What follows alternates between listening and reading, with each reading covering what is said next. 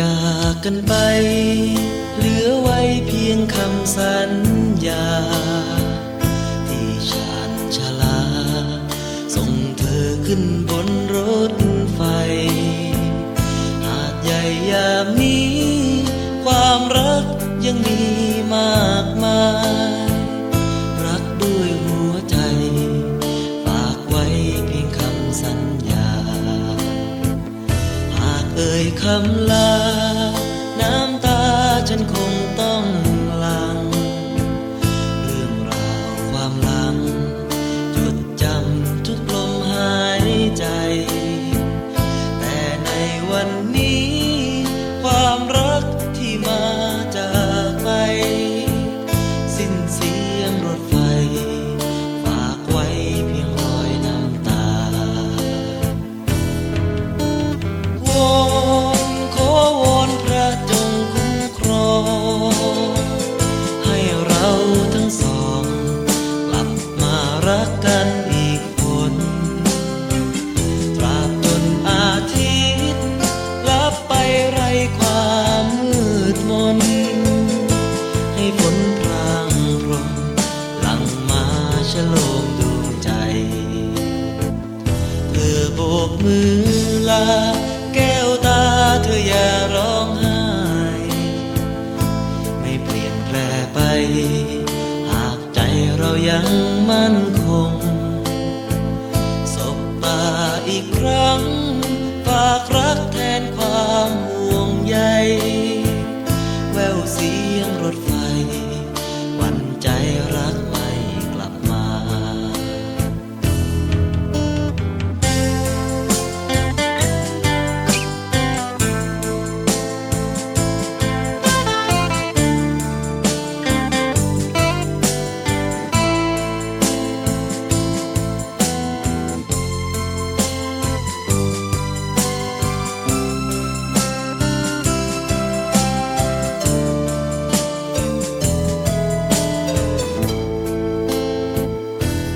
เอ่ยคำลาน้ำตาฉันคงต้องหลั่งเรื่องราวความหลังจดจำทุกลมหายใจแต่ในวันนี้ความรักที่มาจากไป